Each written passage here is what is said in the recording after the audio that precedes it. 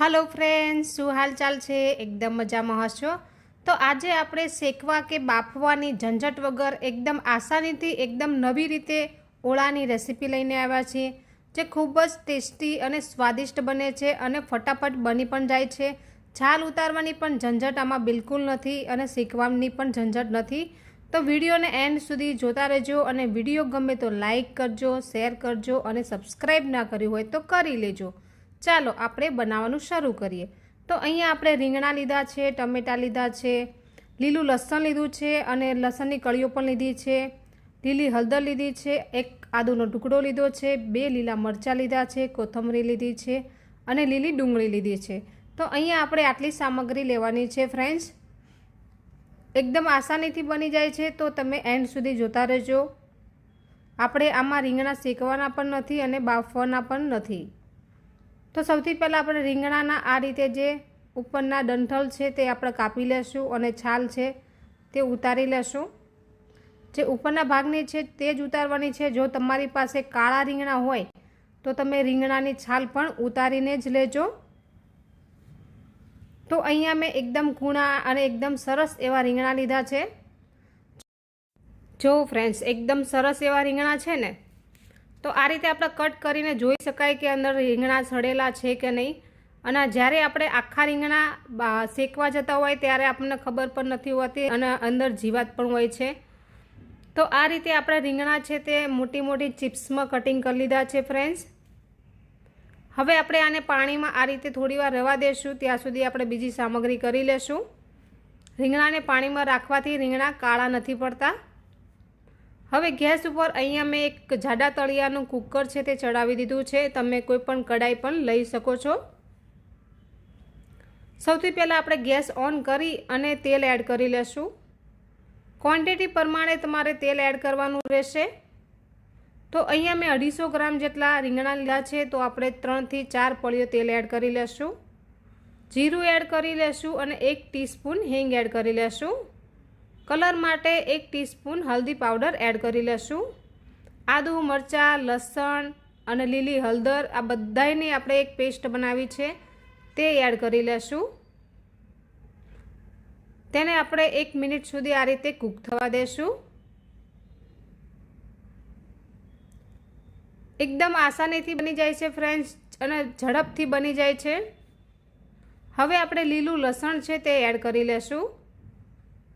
તેને પણ આપણે આ રીતે થોડીવાર ચલાવી લેશું અને કૂક થવા દેશું.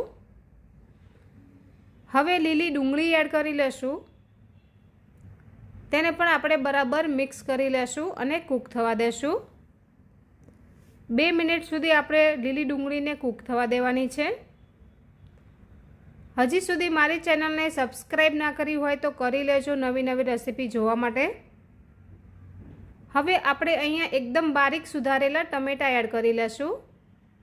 તેને પણ આપણે આ રીતે મિક્સ કરી અને કૂક થવા દેશું. લાલ મરચું પાવડર 1 ટીસ્પૂન એડ કરી લેશું. હલ્દી પાવડર 1 ટીસ્પૂન એડ કરી લેશું. બરાબર મિક્સ કરી લેશું. હવે 2 મિનિટ સુધી આપણે આને કૂક થવા દેવાનું છે. 2 મિનિટ કૂક થઈ જાય પછી જ આપણે આ જે રીંગણા આપણે લાંબી લાંબી ચિપ્સમાં કટિંગ કરીને રાખ્યા છે તે એડ કરી લેશું. આમાં રીંગણા આપણે શેકવા પણ નથી પડતા અને બાફવા પણ નથી પડતા અને આપણે એક પણ ટીપુંનો પાણીનો આમાં યુઝ નહીં કરીએ. પાણી વગર જ આપણે ઓળો બનાવવાના છીએ અને જે આપણે શેકીને ઓળો બનાવતા હોઈએ છીએ એમાં પણ બિલકુલ પાણી નથી આવતું. તો બરાબર મિક્સ કરી લેશું. વિડીયોને એન્ડ સુધી જોતા રહેજો ફ્રેન્ડ્સ. ઓળો એકદમ મસ્ત બનવાનો છે.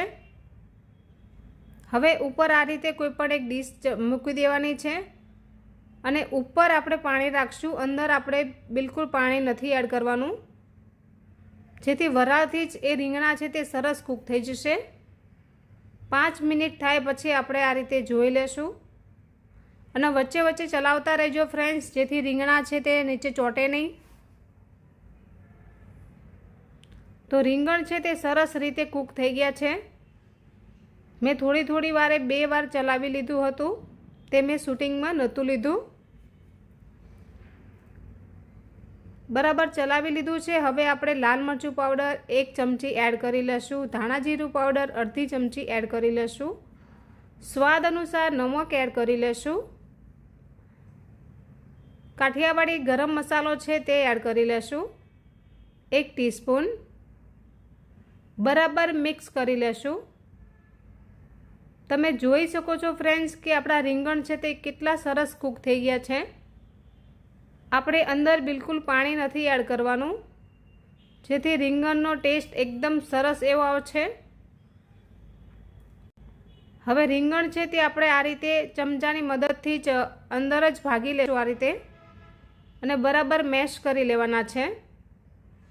તમે મેશરથી પણ રીંગણને મેશ કરી શકો છો, પણ અહીંયા હું અમુક જ રહ્યા છે એટલા માટે હું ચમચાથી જ મેશ કરી રહી છું. તો આ રીતે આપણે રીંગણને મેશ કરી લીધા છે અને ઓળો પણ આપણો બનીને તૈયાર થઈ ગયો છે. તો હવે આપણે નીચે ઉતારી લેશું. એક પ્લેટમાં આપણે સર્વ કરવા માટે કાઢી લેશું.